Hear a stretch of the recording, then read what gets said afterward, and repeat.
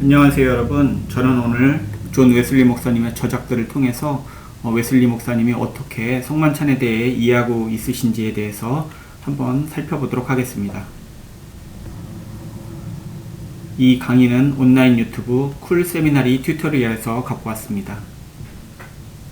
주의 만찬이란 무엇인가? 첫 번째, 존 웨슬리는 주의 만찬이 세례와 함께 교회의 가장 중요한 두 가지 성례전 중 하나라고 이해했습니다. 웨슬리는 이성적이며 종교적인 사람들에게 보내는 진지한 호소라는 논문에서 교회의 정의와 관련하여서 성찬은 하나님이 인간의 믿음을 증진시켜 주시는 일반적인 수단이라고 언급했습니다. 두 번째, 웨슬리에 의하면 주의 만찬은 성례전으로서 하나님의 은혜를 받기 위한 가장 중요한 수단 중의 하나입니다. 하나님의 은총이 증진되기를 갈망하는 모든 사람은 주님의 만찬을 받으면서 그것을 기다려야 합니다. 왜냐하면 이것은 또한 그분이 직접적으로 우리에게 주신 가르침이기 때문입니다. 주 예수께서 잡히시던 밤에 떡을 가지사 축사하시고 떼어 이르시되 이것은 너희를 위하는 내 몸이니 이것을 행하여 나를 기념하라 하시고 마찬가지로 식후에 또한 그와 같이 잔을 가지시고 이르시되 이 잔은 내 피로 세운 새 언약이니 이것을 행하여 마실 때마다 나를 기념하여라. 너희가 이 떡을 먹으며 이 잔을 마실 때마다 주의 죽으심을 그가 오실 때까지 전하는 것입니다. 여러분은 이러한 눈에 보이는 표적을 통하여 똑같은 것을 하나님과 천사들과 사람들 앞에 공개적으로 드러내는 것입니다. 여러분은 그분이 하늘의 구름을 타고 올 때까지 그분의 죽음을 엄숙하게 기념하여 드러내십시오. 세 번째로 존 웨슬리는 평상시에 우리는 매일 자기 자신을 준비하고 기도하는 자기 성찰을 통해 주의 만찬을 준비해야 한다고 보았습니다. 오직 사람이 이 성스러운 주의 만찬을 제정하는 것의 본질과 목적을 이해하는지 그리고 그가 그리스도의 죽음에 합당하게 되기를 갈망하는지의 여부만 스스로에게 먼저 살피게 하십시오. 그리고 그가 이에 대한 의심의 여지가 없다면 이 떡을 먹고 잔을 마시게 하십시오. 네 번째로 웨슬리는 떡과 잔을 먹고 마시는 신자의 영혼에 그리스도의 영적인 은혜가 전해진다고 보았습니다. 이것이 또한 일반적으로 기록된 하나님의 은총을 받는 수단이라는 것은 이 앞의 장에서 나오는 사도의 말로부터 분명해집니다. 우리가 축복하는 바 축복의 잔은 그리스도의 피에 참여함이 아니요 우리가 떼는 떡은 그리스도의 몸에 참여함이 아니냐? 그 떡을 먹는 것과 그 잔을 마시는 것이 하나님이 우리 영혼에게 주시고자 하는 우리를 위하여 찢긴 그리스도의 몸과 흘린 피로 산 성령 안에서의 그 영적인 은총, 그 의와 평강과 희락이 전달되는 외적인 가시적으로 보이는 은혜의 수단이 아닙니까? 그러므로 하나님의 은총을 갈망하는 우리 모든 사람들은 떡을 떼며 잔을 마시도록 합시다. 다섯 번째로 존 웨슬리는 성찬식은 하나님의 은혜를 받기 위한 수단이기 때문에 그리스도인의 삶에 필수적이라고 믿었습니다. 하나님을 경외하는 마음이 없는 사람은 이 성만찬 예식에 참여할 생각조차 하지 말아야 한다는 사실에 우리는 놀랄 것이 전혀 없습니다. 그러나 하나님을 경외하고 자신의 영혼이 구원받기를 갈망하는 사람들이 이 성만찬 예식에 관해 무지하다는 것은 이상한 일이지만 또한 이는 흔히 있을 수 있는 일이기도 합니다. 많은 사람들은 성찬을 게을리하는 이유를 의미 없이 성찬을 먹고 마시는 것을 두려워하기 때문이라고 합니다. 그러나 그들은 그것을 전혀 먹고 마시지 않는 것이 얼마나 더 위험한 일인지는 잊고 있는 것 같습니다.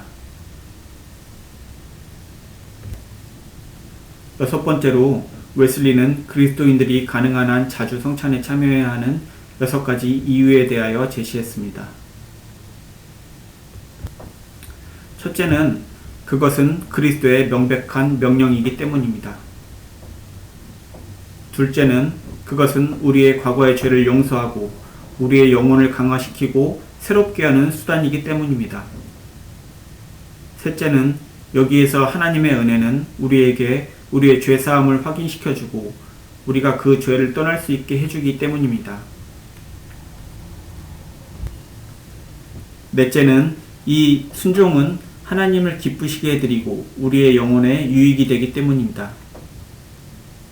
다섯째는 그것은 복음서에 나타난 방식과 같이 우리가 그리스도의 죽음을 지속적으로 기억하는 데 도움이 되기 때문입니다.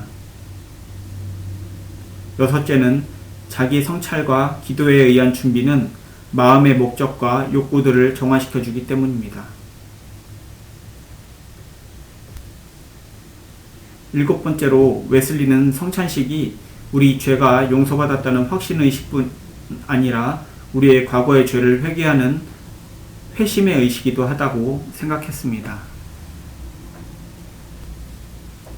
그러나 경험에 의하면 주의 만찬이 회심의 의식이 아니라 라고 하는 주장에 대한 엄청난 허위성이 드러납니다. 당신들이 바로 이에 대한 증인입니다.